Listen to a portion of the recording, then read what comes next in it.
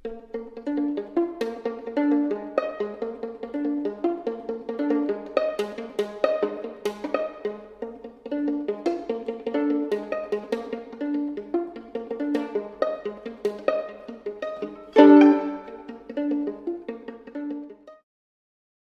true crime friends. Welcome back to another episode of True Crime in Academia. I am your host, Mary DePippi. So, at the moment, I have my air conditioning on right now. I don't know if you guys can hear that in the background. If you can, I am really sorry. However, on the East Coast in South Jersey right now, it's like 90 fucking degrees outside. And I haven't been in my room all day, so like my little personal air condition unit that I have, because my room is just too big for the amount of vents that are in here, so my room gets really hot in the summer. But yeah, so it hadn't been on all day, and it's hot as balls in here. So just bear with the extra air conditioned white noise, background noise. If you hear it, I'm sorry. But these are the times we are living in. Otherwise, I hope you are all having a wonderful start to your week so far. If not, I know. We just got to chuck along, right? We just got to keep it moving. We got to do it. We can do it, though. We're going to get through this together. Before we get into today's episode, I just want to remind you all to follow True Crime in Academia on Instagram and TikTok at True Crime in Academia. And now on Twitter, you can follow True Crime in Academia at TC in Academia. I wanted to make it the whole thing, but, Twitter doesn't like you to have long-ass names. So that's what I had to shorten it to. Also, just a quick reminder that this podcast is strictly for educational purposes. So, obviously, I do not condone any of the actions committed by or to some of the people that we talk about in these episodes. Also, do not forget to become a subscriber. I have monthly episodes, monthly bonus episodes. So the only way you can get your hands on those is to become a subscriber at patreon.com/Ivory Tower Boiler Room. Now, this episode, I'm thinking of implementing this type of episode into each month's podcasting schedule, just because I think it is very important to cover cases like these. What I'm talking about is the active missing persons cases of college students, college professors, things like that. So, like I said, I'm going to try to do this once a month to promote these missing persons cases. And, because I think we need to be aware. And even in some of the cases, which we'll get into, some of the people are presumed dead. However, I think it's still important to look for them because they don't have a body. So you can't, without a body, you can't say without a shadow of a doubt that someone is dead. At least not in my opinion. So, yeah. So without any further ado, let's get into some of these missing person cases. So the first missing persons case we're going to get into is actually a recent one, and it is of a student named Jimmy J. Lee.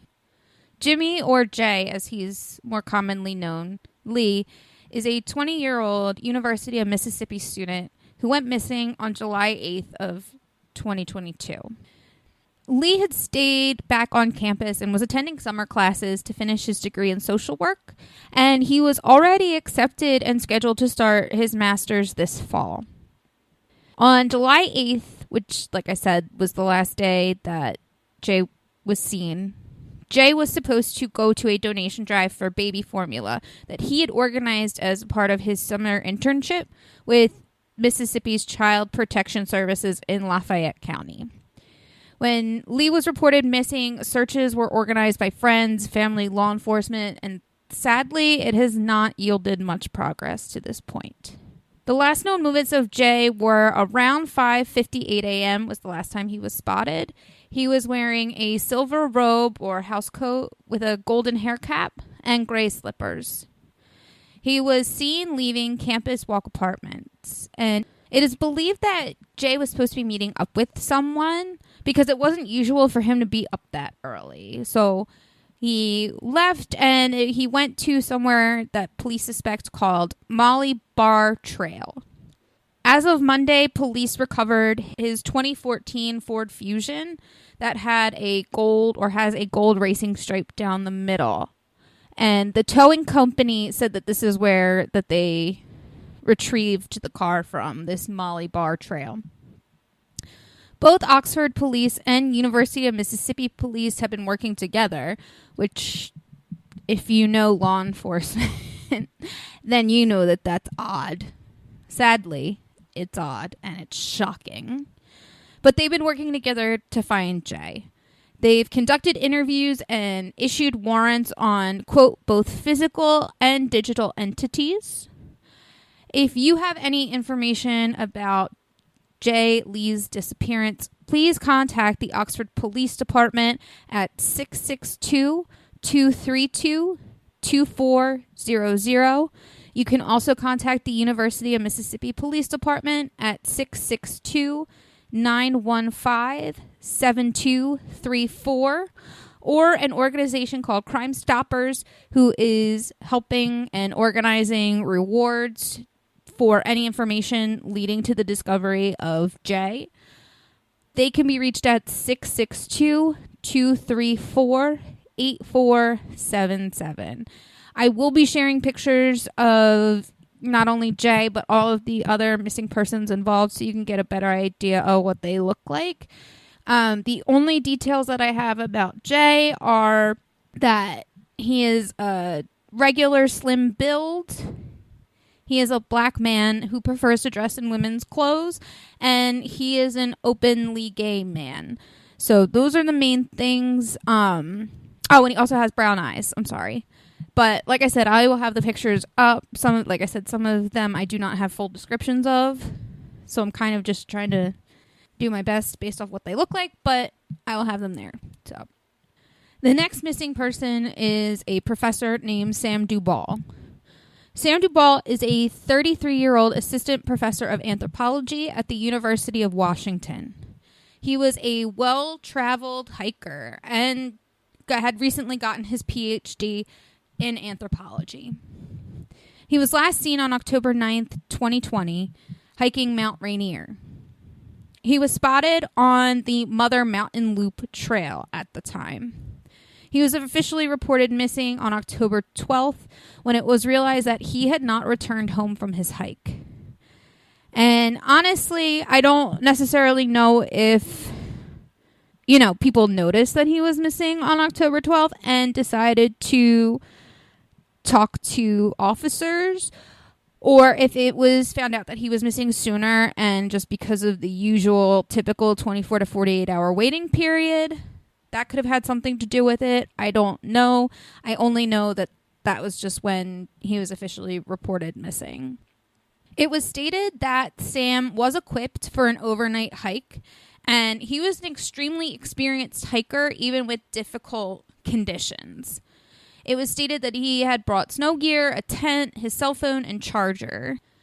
Mount Rainier is known to be one of the most dangerous mountains in the U.S., and a 9-day intensive search on both foot and helicopter were conducted, sadly with no success of finding Sam. They were able to recover his car, I believe, from the parking lot, and later at some point on the trail they found his water bottle. Sam is 5'9" and weighs roughly 155 pounds. He has black hair, he has a short black beard, and he was last seen wearing a blue jacket. At this point, Sam has been presumed dead, and so therefore there's no contact information for him. However, as I said at the top of the episode, just because they haven't found the person after so much time doesn't necessarily mean that that person is dead. And while I understand certain parts of it, it's just annoying to me that you can presume someone dead without actually knowing for a fact they're dead. So anyway, like I said, he is in the Washington State area. I am sure that you could, if you see him or anything like that, I'm sure you can contact the Washington State Police Department and they should be able to get you in touch further. I don't have their number. I'm sorry. I have to say, though, this reminds me a lot of the Anne Abraham case that I had covered. It was Harvard from the 60s, 70s, I believe. It was the anthropology student who went on a dig and had gone missing, and similar situations. I mean, she wasn't as nearly as an experienced hiker as Sam was or is, but again, accidents can happen. As I said, Mount Rainier is extremely dangerous, so it is possible that he could have fallen, and we can't find his body just because of the terrain and things like that. However, like I said, because there is no body, I just think people should be aware in case they find him.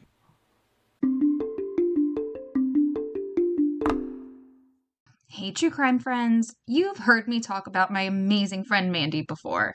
She makes the best crochet, pre-cut, and custom home decor for reasonable prices. If you're looking for a one-of-a-kind gift or some new decor to add some new life into your home, look no further. Mandy has got you. I have quite a few items from her, ranging from a crocheted headband to Halloween decor items to my amazing and adorable Coraline ornament. If you guys haven't noticed, I'm obsessed with Coraline, and I just love how Mandy makes it. She's also made me a Coraline doll that sits next to all of my true crime books. To order, just slide in her DMs on Facebook and Instagram at Mandy Made It. That's MANDEE, Made It, on Facebook and Instagram. Once again, go to Mandy Made It on Facebook and Instagram, send her a DM, and order today. The next missing persons case is of Colin W. Gillis. Colin W. Gillis was born on March 4th, 1994, and he was attending Brockport State College when he went missing on March 11th, 2011. At the time, the 18-year-old was last seen walking alongside of Route 3 near Piercefield, New York. He was seen by a motorist wearing a white and black striped shirt with jeans and red sneakers, and he noted that he was also carrying an orange LLB backpack that was said to have a red and black coat stuffed inside of it. The exact circumstances of Colin's disappearance are unknown. It's unclear where he was going at the time or what his mental state was during his disappearance. So sadly, we have no idea what happened. Literally, this is the only information that I was able to find. And as far as I can tell, it's the only information out there at this moment, which is kind of sad. And sadly, if you put two and two together, Colin's been missing for about a decade now. And I will have both the original picture and the age progressed picture up on Instagram for you all. But just to go over some specifics, Colin is roughly 6 feet tall and weighs about 170 pounds. He is white with blonde hair and blue eyes. The NYS Missing Persons Clearinghouse is requesting any information that may be had about this case, and they can be reached at 1-800-346-3543. This last missing persons case I have for you is another more recent one, and sadly, it's another case of the missing person being presumed dead. The case of Zaniah Dennis. Zaniah Dennis is a 19-year-old student at SUNY Buffalo State College who is from the Bronx in New York. She was last seen on April 24th, 2021, leaving her dorm room. It was said that Dennis got into an argument with her boyfriend while she was out in New York City on the phone with him, and she tried to call him 59 times, but he never answered. She then called another male friend and told him that she was considering suicide. This male friend stayed on the phone with her for several hours and stated that Dennis, at this point, had reconsidered. At 11 p.m., she's seen leaving her dorm again, and she is captured on surveillance footage walking towards a garbage can. When police recovered what she threw out, it seemed that she had thrown away many personal items, which lead investigators to believe that she did not plan on returning to her dorm. Footage obtained from Niagara Frontier Transportation Authority shows that Dennis took 2 different buses and was going to Niagara Falls. She was seen on the New York State Park cameras at around midnight walking towards Goat Island. At around 12:18 a.m., the male friend that she had called to recently warned her via text message that if she did not call him in 30 seconds, he would be calling the police. He then called Dennis directly, and she picked up saying that she was going to jump off the bridge and commit suicide. He talked to her for about an hour, and she told him that she would take the bus home, but according to her phone records and where her phone was, she never got to the bus. And we don't know if she ever really planned on getting on that bus. Her cell phone left the network at around 1:20 a.m., meaning that her phone was either turned off or destroyed. She was reported missing by her father on April 26th. Again, not sure if he was aware of this beforehand. And, because of the 24 to 48 hour rule, her being over the age of 18, we all know how I feel about that 24 to 48 hour waiting period. I think it's ridiculous. But investigators have since presumed that Sanaya Dennis is dead and that she died via suicide. While it's absolutely possible, her family believes that she is still alive. And while I understand investigators to an extent and where they got this conclusion from, I also feel that maybe this case was not pursued as heavily as it should have been. Sanaya Dennis is a young black woman. She's 5'3", 125 pounds, with brown hair, and from what I could tell, she has a red streak in the front. She also has brown eyes. Because, again, she's presumed dead, I do not have a number for her. But I'm sure that if you contact Buffalo Police, New York State Police, they might be able to put you in the right direction. So that is all I have for you guys. I just have those 4 missing persons cases. Like I said, I'm going to try to do this type of episode once a month just because I think it's important to put their stories out there, firstly. And, also, you never know who knows something. You never know. You could have seen something. It comes back to you later. Anything that can be done to help finding these people and giving their family some sort of closure, I think is just so, so important. So that is all I have for you today. I hope you guys enjoy the rest of your week. Please stay safe out there. Again, don't forget to follow True Crime in Academia on Instagram and TikTok at True Crime in Academia and Twitter at TC in Academia.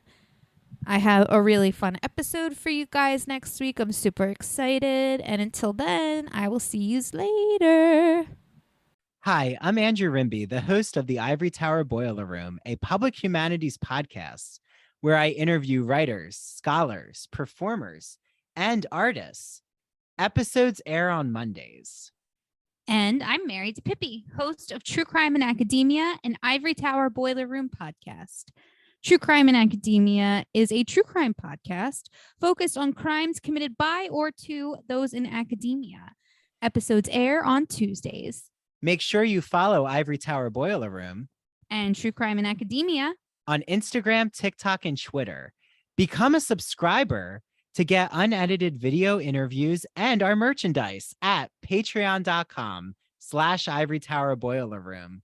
When you're listening to our podcast episodes, imagine that you're in a cafe eavesdropping on our conversations. Enjoy.